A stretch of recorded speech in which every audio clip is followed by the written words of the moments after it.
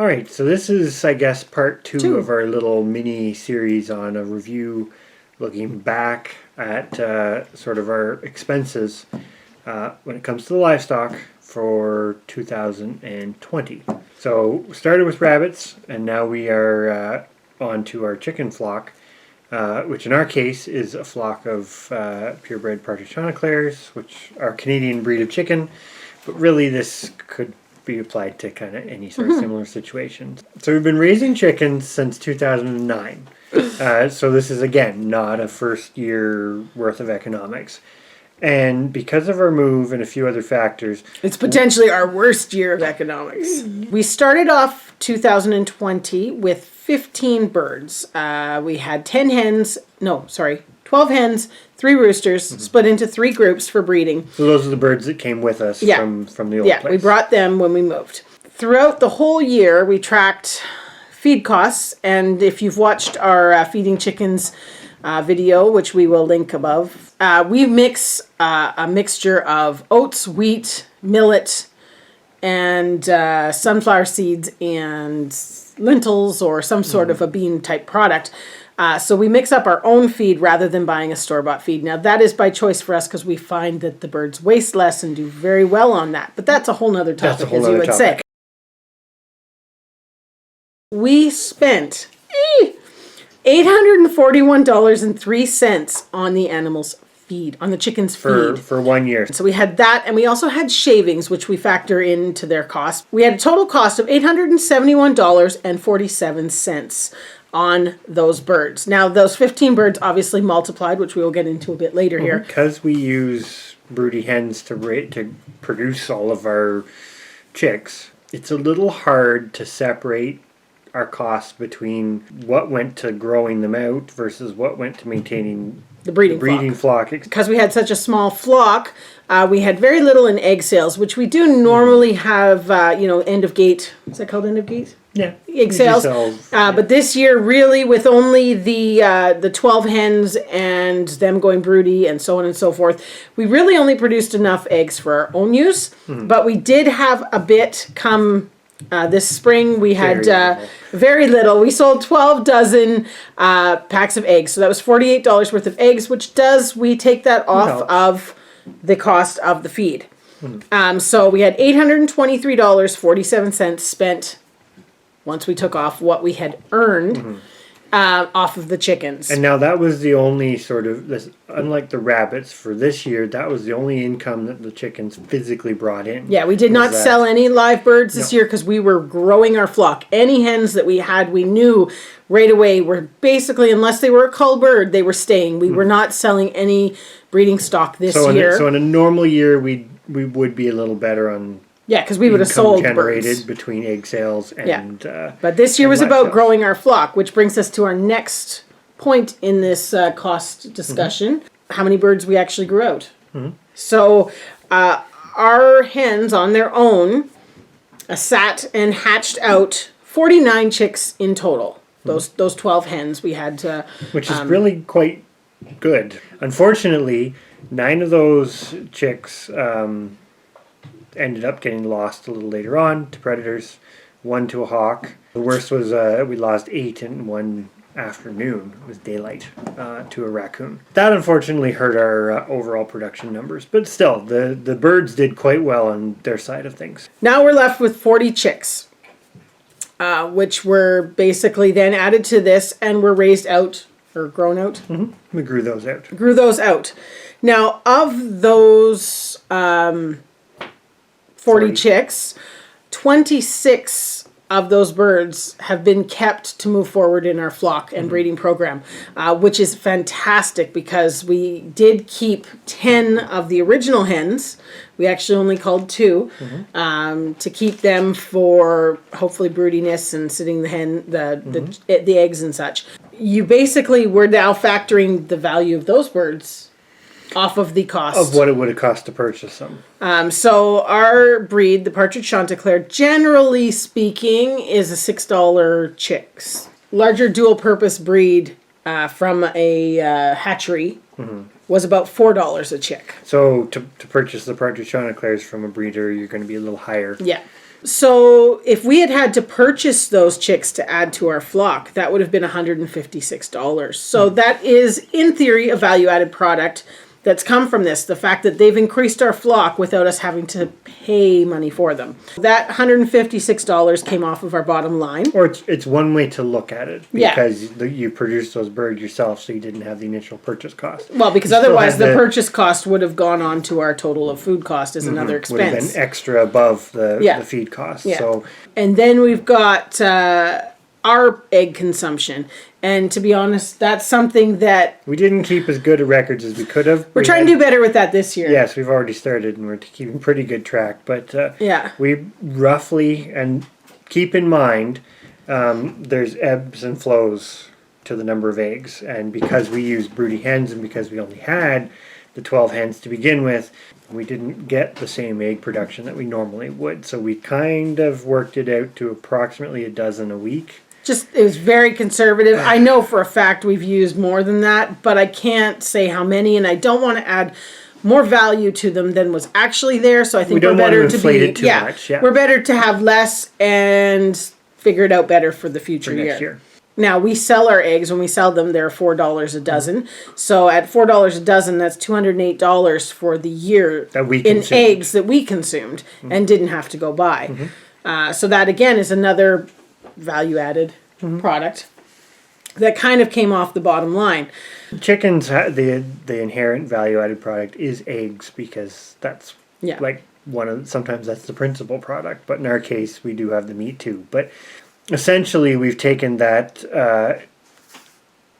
$823.47, which of course took off the $48 for the eggs, and when we subtract the $156 and the $208, we're down to $459.47 is what's actually feed cost, quote unquote, cost us when you sort of factor in those products that you've gotten. Yeah. And that's before meat.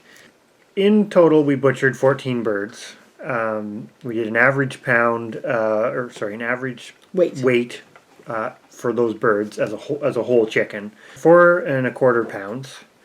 So at the 4¼ pounds, that's approximately 59.5 pounds of total chicken that we put in the freezer, essentially.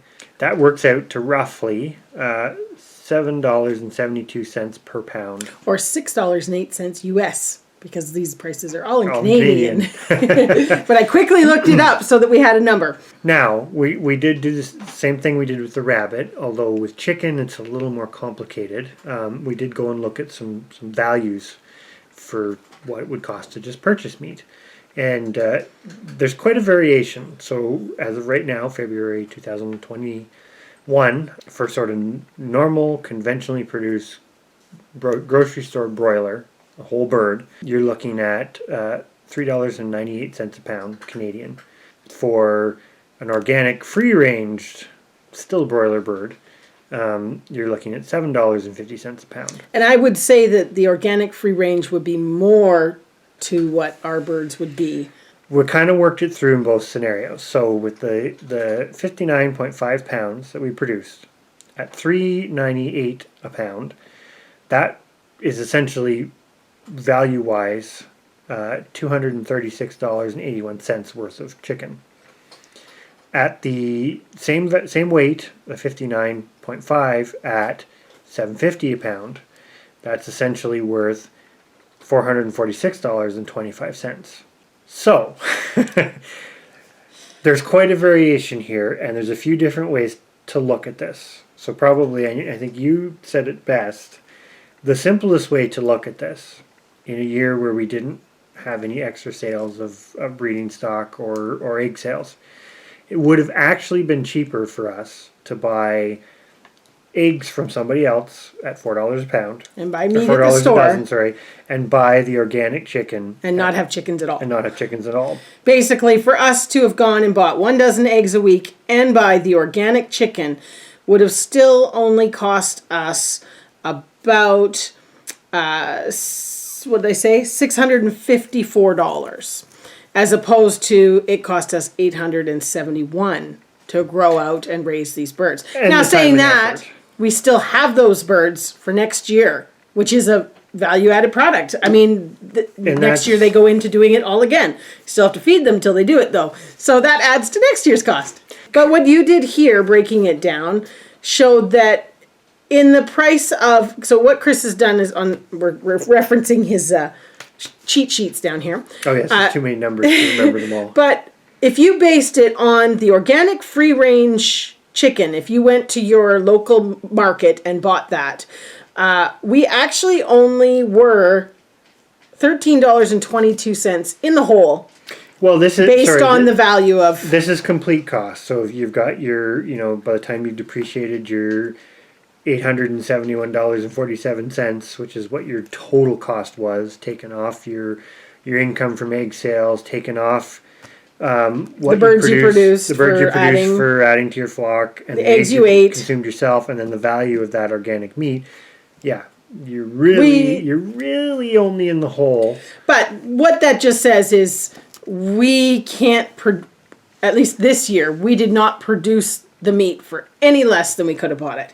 So it's a great exercise for going through on that, because it is good to see where we sit and where we need to improve and where we did really well. Mm-hmm. Next year, what we really need to do is get to the point that the cost to keep the breeding flock at minimum needs to be covered by any income, because if the breeding flock is essentially costing you nothing, the take-home lessons are, well, one, I would say if you want to raise chicken, you have to enjoy it, because at the end of the day, it's probably one chicken and eggs.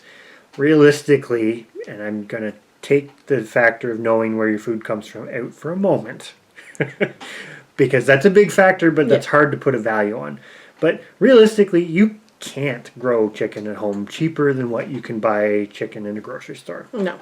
Kind of end of discussion, at least right now. Doesn't mean in the future it won't change. But that being said, if you enjoy it, shouldn't say you. We said we can't grow. We can't. Somebody else might be able to, because they have a field full of something that they can harvest. Different management system, or anyways, there's a lot of factors. But I think it's pretty obvious. Chicken is one of those ones that the factors have been worked out so minutely on some of the larger scales that $3.98 a pound. That'd be pretty hard to hit.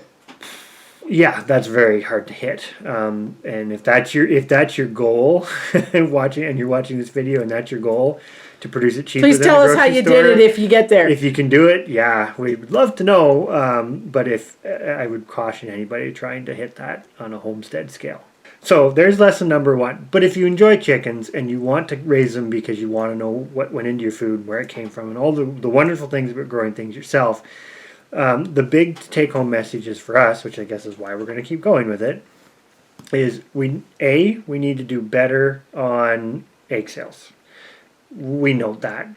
We do need to capitalize on the live sales, and not at the expense of everything else, but any income that's brought in that can help us, we say, offset the cost of your breeding flock, just helps your economics. And that's the biggest reason for keeping purebred chickens. Despite the difficulties, they can still do that work for you to help bring down that cost. The last one was the feed costs. Feed is always, when it comes to animals, it's infrastructure, which again, similar to the rabbits, we have not. This is just annual factored costs. in. Yeah. So infrastructure is always cost number one, biggest cost. Number two is always feed. Feed is definitely somewhere where you can improve. And unfortunately, in 2020, some of the items that we use, in particular the millet, which we use as a substitute for corn, went up substantially. We're talking substantially. So that's an ingredient that, although we have reasons for using it, we're going to have to look at ways to reduce that. Undesirable as it is, to run in the red for a year when you have a long-term goal, not such a big deal. Not the end of the world, because you can see coming out of the year where it's like a trajectory, right? You can see coming out of the year, you started at this point and you're ending up here. So the next year you're just keep climbing. Ahead, keep climbing.